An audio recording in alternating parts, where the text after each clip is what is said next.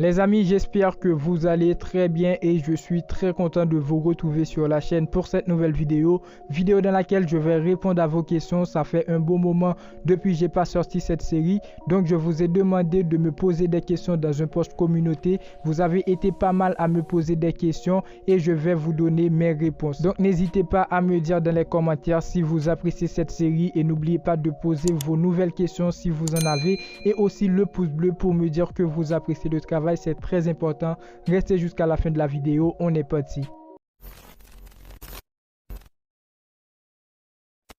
Avant de répondre à les questions, je tenais à vous dire que les réponses, les amis, c'est justement la façon dont je vois les choses, ce qui serait peut-être contraire à vos points de vue sur le football, sur le Real Madrid. Donc, pas moyen de m'insulter dans les commentaires. Juste donnez vos avis, les amis, c'est très important. Pour cet épisode, les amis, j'ai croché cette question. On va donc commencer avec la première. Salut, ma question est, est-ce que tu es pour ou contre la venue de Kylian Mbappé au Real Madrid et pourquoi?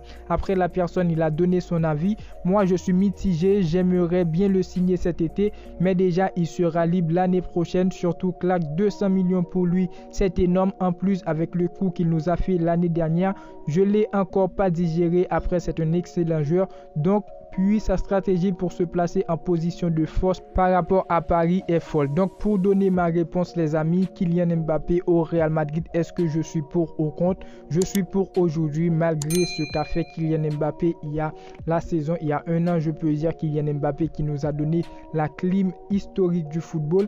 Pour moi, Kylian Mbappé, s'il veut venir au Real Madrid et que Florentino Pérez veut du joueur, s'il pourra apporter des choses positives, je suis pour. Mais cet été, je pense pas qu'il va venir. Et aussi Kylian Mbappé, les amis, signé au Real Madrid cet été. Je pense pas que le Paris Saint-Germain va demander 200 millions d'euros, mais un Kylian Mbappé au Real Madrid cet été pour 180, pour 150 millions d'euros, je suis pour, parce que actuellement au Real Madrid, on n'a pas de numéro 9 et Kylian Mbappé accompagné de Vinicius et Rodrigo, il pourra bien jouer dans un rôle de numéro 9. Pour moi, c'est le club avant tout, les amis. Kylian Mbappé cet été, s'il peut venir au Real Madrid pour apporter un soutien énorme dans ce secteur offensif, je suis pour sa venue. On prend directement la deuxième question. Tu penses que Tchouaméni sera titulaire la saison prochaine?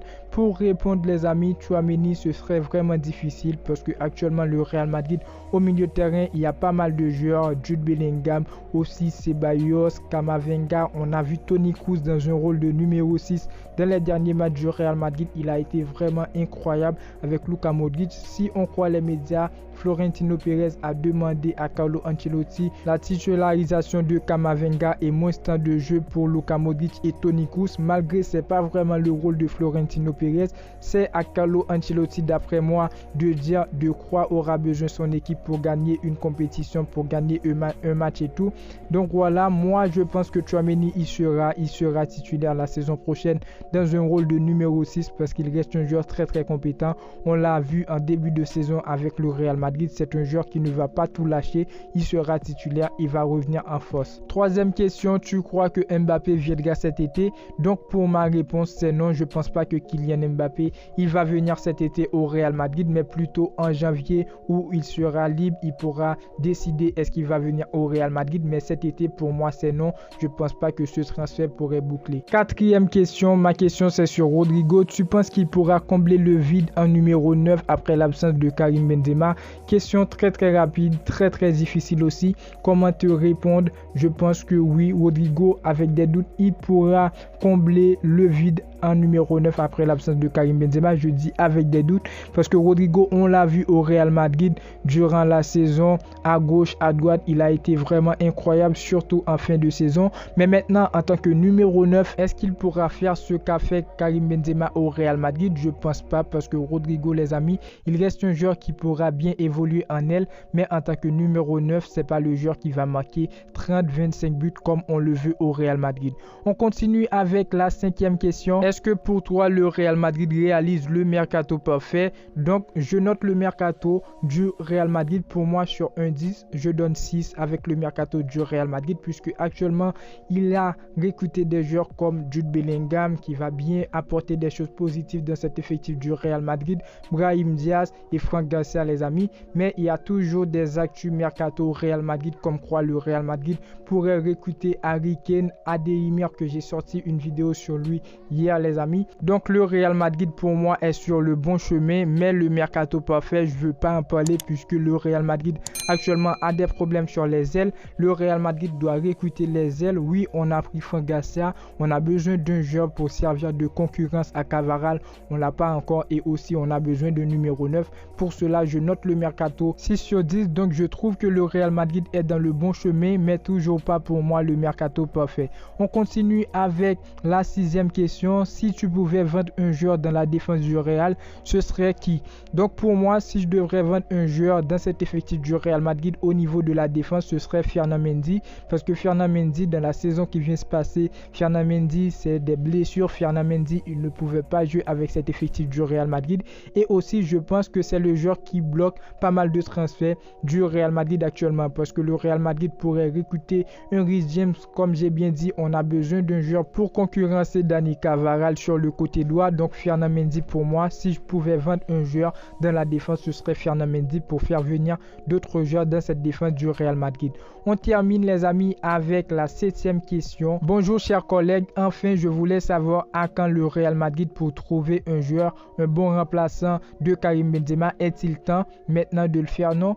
Donc pour répondre, je pense que le Real Madrid, déjà le premier travail du Real Madrid, puisque le cas Bellingham était déjà traité, le premier travail du Real Madrid, je pense après le départ de Karim Benzema, c'était aller chercher un joueur pour remplacer Karim Benzema, un joueur d'expérience comme Son, comme Harry Kane, un joueur qui pourrait beaucoup apporter.